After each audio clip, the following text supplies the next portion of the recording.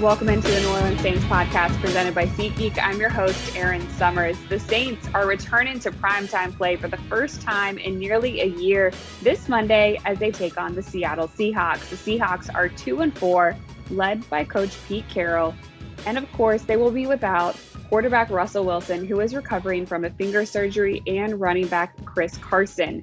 As for the Saints, everybody is watching to see who is going to be back on the practice field. And of course, back on the field Monday night in Seattle. Good news. Center Eric McCoy, tackle Teron Armstead, both participated in practice on Thursday. Also seen at practice Thursday were Quan Alexander, Traquan Smith, Marcus Davenport, Chase Hansen, Ken Crawley, and Nick Vannett.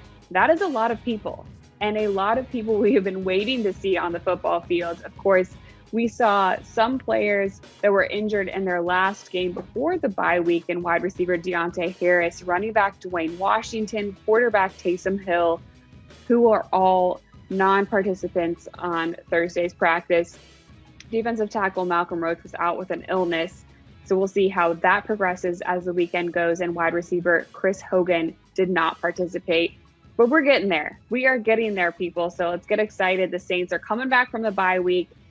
For today's podcast, we're checking in with Saints safety Malcolm Jenkins, who had a very eventful bye week. He took in some football, but not the football that you would expect. Malcolm, thank you so much for doing this podcast with us today. Welcome back to the United States. Thank you.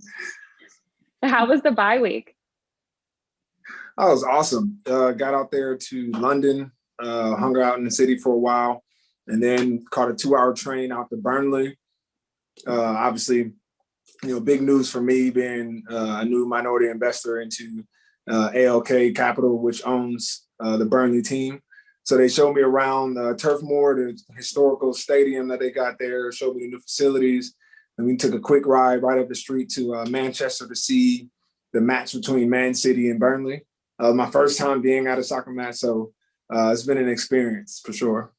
I know here in America, everybody thinks football is king, but Premier League, I mean, that is world renowned. How incredible of an experience was it to be able to go to the game? Yeah, it's definitely a different type of football, but it was an experience for sure. Man City's facilities were pretty awesome. The fans, are into it the entire time. It's a different feel than what I've been used to, obviously, in football, American football. But it was definitely an experience to be able to just be amongst the fans, see how passionate they are. Reminds me a lot about, our Saints fans. Is getting into soccer something that you always wanted to do? When did this idea start? No, I've never played football growing up. I was always a track and football athlete, American football. But the opportunity came up just with some business relationships that we have with ALK Capital and Alan Pace, who's the chairman of the Burnley team.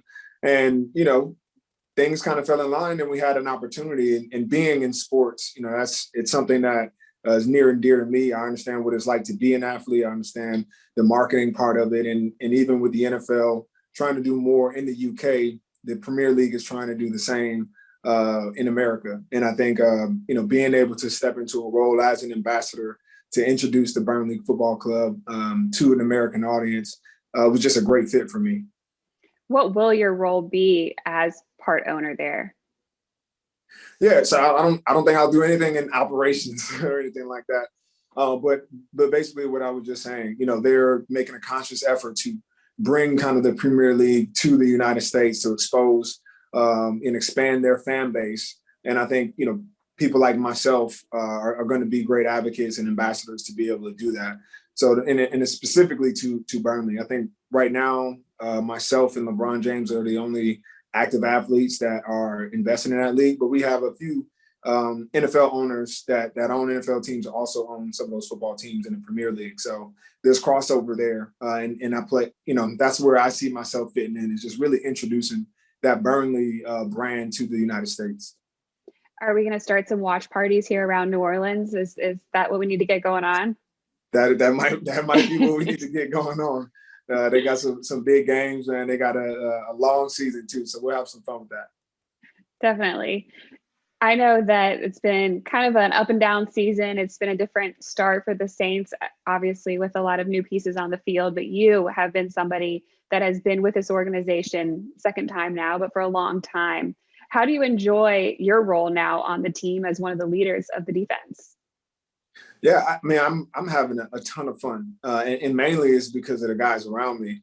I've been, in places before, and I remember being, a young player looking up to kind of those older players, the John Vilmas, the Roman Harpers, and the Jabari Greers.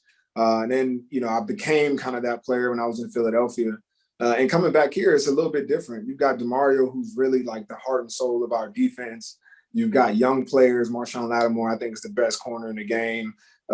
Chauncey CJ's in the middle, playing. He's got a lot of energy. Debo on the other side, Marcus Williams, we've got playmakers. And so I find myself in a role where, I'm just keeping guys, aligned, keeping them focused, quarterbacking the defense and playing a little bit more of a role.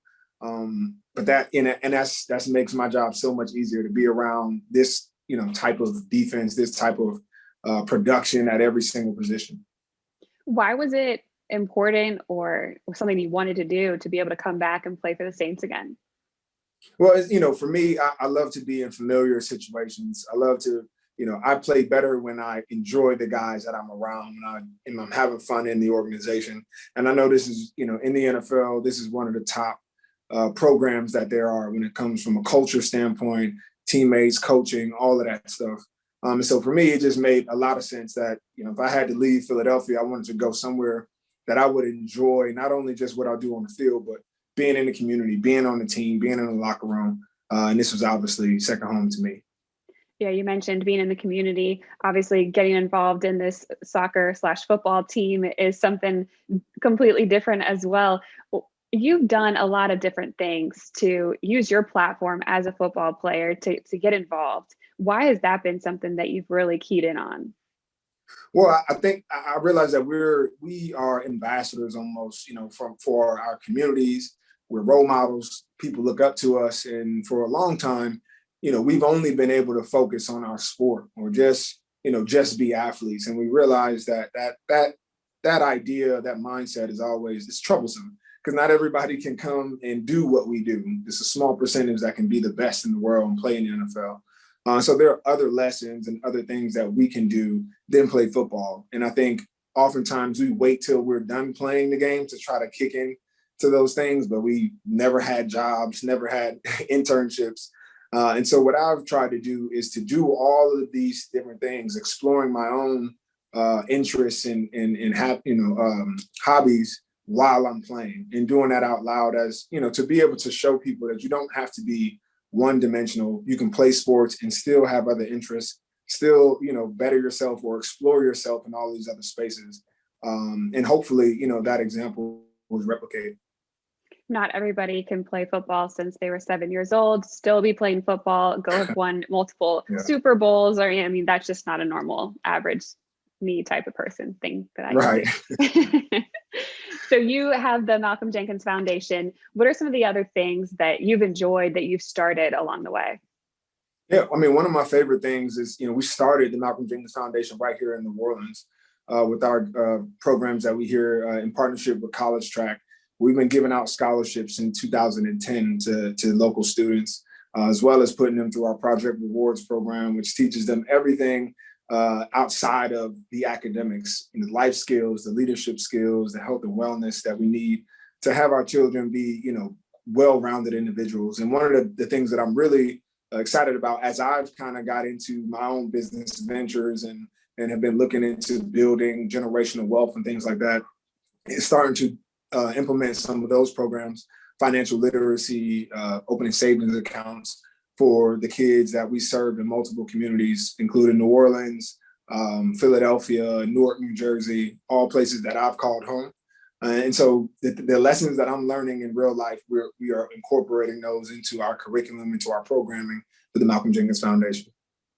We mentioned what you did this past week with the bye week, but how excited are you to get back on the football field and be back with the Saints team? Yeah, it's different. I'm watching the soccer game and my competitive juices are getting going. I'm like, I can't wait to get back to doing what we do, being, on the field. being in the stands is fun, but I still enjoy being on the field. So excited. No better way than to do that in a hostile territory on the road on Monday Night Football. We're gonna be excited. Yeah, I'm looking forward to that matchup for sure. We're going to wrap things up with a little 2-minute drill. Okay. So some rapid fire questions here. When are you the most productive? I am the most productive at night when my kids go to sleep. Understandable. What is your favorite drink? My favorite drink? I'm sure you're talking about maybe some juices, but for me, it's an old fashioned. This is probably my favorite drink. Okay. And then I also like a little lemonade here and there. Lemonade's good. So are you a summer or a winter person? I'm a winter guy. I like to get dressed. So the more, when it gets cold, you get to put some more clothes on and get your outfit together. Okay. So who's best dressed on the team? Outside of myself. I think DeMario and Cam probably are the ones that at least get the most attention. A couple other guys got some good fits, but between DeMario and Cam. What was your favorite cartoon growing up? My favorite cartoon was Doug. Yeah. Okay. Yeah. If you could live anywhere in the world, where would that be? Ghana. I've been there 3 times. It's my favorite place on the planet. And what is your favorite movie quote? My favorite, King Kong ain't got ish on me. That's my favorite. And the movie? That was Training Day. Yep. All right. When you dance, just fill this in. I look like. When I dance, I look like no one's watching. That's good. Yeah. Since Halloween is coming up, we talked about dressed. Are you dressing up for Halloween? What are you or your kids going to be? Nah, I don't think I'm dressing up. I'll be focused on the game, but I know my 2 kids, one wants to be, they have a big dinosaur thing that they get into that blows up, a big thing. Yep. And then my youngest, I believe, wants to be an astronaut. So they'll probably come to the game with their costumes on. Yeah, I expect to see a lot of costumes on that October 31st game. It's going to be a lot of fun. Thank you so much for spending some time chatting with us on the Saints podcast today. No problem. Thank you for having me. Thanks so much to Malcolm Jenkins for joining us on the podcast. Really enjoyed the conversation, hearing about his endeavors over the bye week, and cannot wait to see the Saints getting back on the field this Monday in Seattle against the Seahawks. After that matchup, it's Halloween. October 31st, the Saints are playing Tampa Bay, and we're going to throw a party. I don't know if you've heard about it, but there will be a toga party starting in Champion Square at 12:30. Head to NewOrleansSaints.com to find out all of the details about that. Heck, I might even dress up. I don't know if that's weird to broadcast in a toga, but we're going to figure it out. And then after that, November 6th, it is the Saints Fan Fest at Faubourg Brewery from 11 a.m. to 7 p.m. So put that on your calendar. Lots of fun there, live music, food, drinks, autograph opportunities with former Saints players. The mascots will be there. It's going to be a lot of fun, so make sure you show out for that as well. Again, cannot wait for this Monday Night Football matchup. Prime time, baby. Really enjoyed the podcast today, guys. Hope you have a great weekend, and we will talk again on Monday. Thanks for joining us. I'm Erin Summers, and this has been the New Orleans Saints podcast presented by SeatGeek.